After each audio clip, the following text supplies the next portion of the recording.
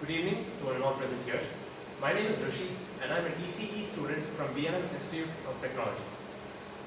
For my Samsung Python course and data analysis, I chose CPU benchmarks. A CPU is a central processing unit, and generally they're categorized into CISC and RISC processors, which is complex instruction set computing and reduced instruction set computing. That was my basis on which I wanted to start off with. RISC itself, over here in this data set, as you're going to see ahead,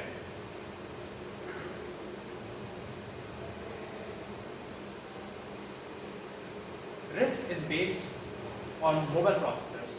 Mobile processors are based on RISC, and desktop and server grade CPUs are usually made using CISC. So for my data set, I got 3,825 different CPUs across the years 2007 to 2023. But the data set has only been updated 1 year ago, that is about the end of 2022. So I decided to neglect 2022 when it came to analyzing the data. So let's begin.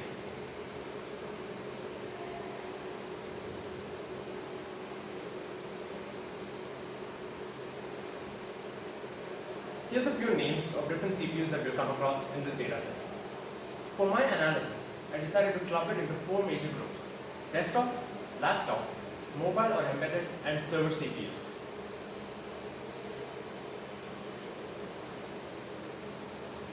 So I began by making bar graphs which included data of the number of CPUs produced, in this case desktop CPUs, across the years from 2007 to 2022.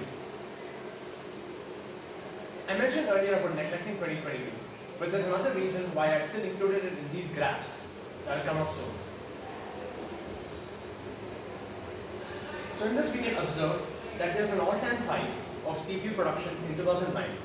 From this I infer that companies began reducing the number of processors produced each year because they found their niche and purpose, rather than exploring multiple different types and fields. The same can be observed in the very next graph in laptop CPUs. Laptop and desktops go hand in hand, but are also different at the same time. Since a laptop is made to be portable, whereas a desktop can handle a large amount of power and can be stationary, which also optimizes cooling. Then we come across server CPUs. As we see, 2009 was another time of boom for server CPUs. And then the numbers start reducing, but it has stayed above comparatively to the other two graphs. So we come to mobile CPUs.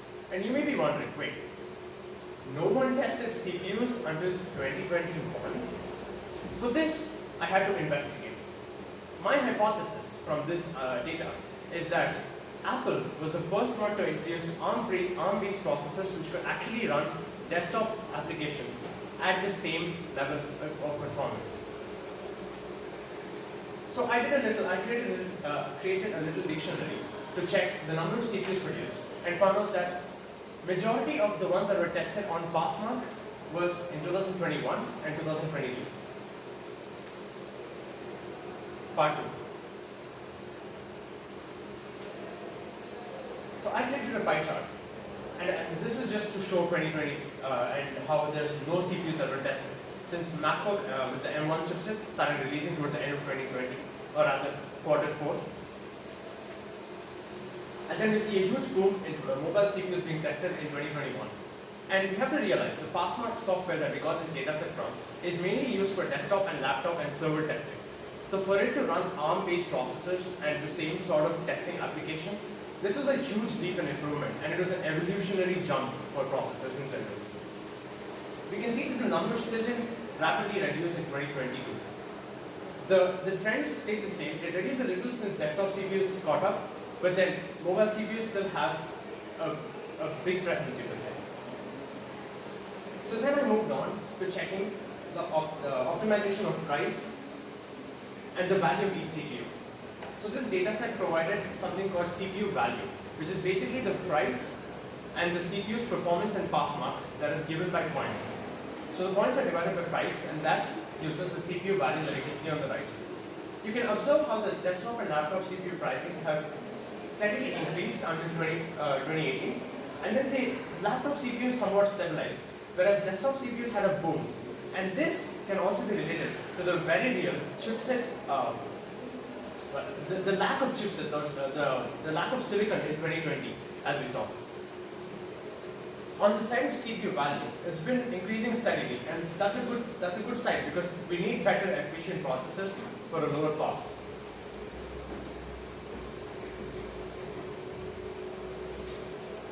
So I had to categorize server CPUs separately because I observed something when I came across these graphs. Server CPUs price have been going up throughout the ages. They've been well over $2,000, and this is an average set. Basically, for the entire year, all server CPUs have been taken, and then the average is taken out of that. But the value of server CPUs have been dropping continuously. This is very evident from the very first data set that we can see.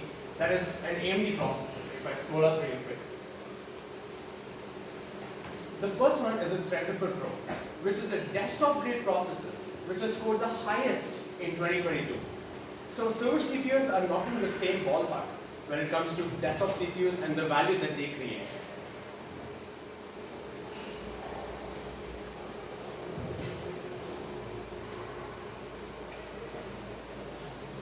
Next, we come to the TDP, which is basically thermal design power. Thermal design power is defined by the fact that it is the amount of power used by the CPU at its peak performance. CPU efficiency or power performance in this data set is basically the points scored by the CPU divided by its TDP. So the higher the power performance is higher the efficiency, basically. So we can observe how desktop CPUs have always been consuming more power. As I said earlier, they're allowed to cool more and they have much larger real estate on the motherboard since they're not supposed to be portable. So desktop CPUs have always consumed at least 30 to 40 watts more in comparison to laptop CPUs. And the efficiency for laptop CPUs has been steadily increasing more than desktop CPUs since portability and mobility matters for users who buy laptops over desktops. These trends are backed by the graphs.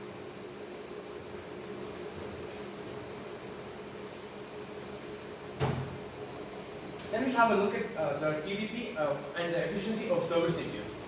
In this case, it's a good sign that server CPUs have been having better efficiency over time, but for what extent really? Like we saw earlier how it didn't really matter since desktop CPUs have been picking up and server CPUs have been dwindling and ARM-based processors are shooting up even higher than desktop CPUs.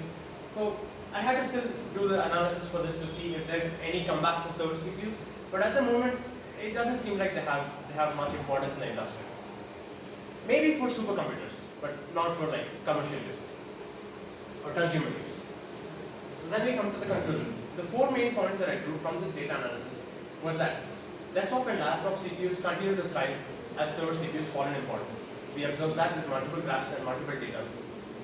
This is also backed by the fact that CPUs are on a steep increase in contrast to server CPUs down. ARM or RISC-based processors, ARM which stands for Advanced RISC Machines, are steadily increasing in popularity since we can see the new iPad Pro. I'm not really caught up with it, but I think the new iPad Pro also has an M1 chipset, which is supposed to be a laptop grade chipset in a small iPad. So you can see how it's really catching up. And the future holds good potential for mobile electronics that is also easily accessible for consumers since we can see almost everyone has a smartphone all around. Thank you.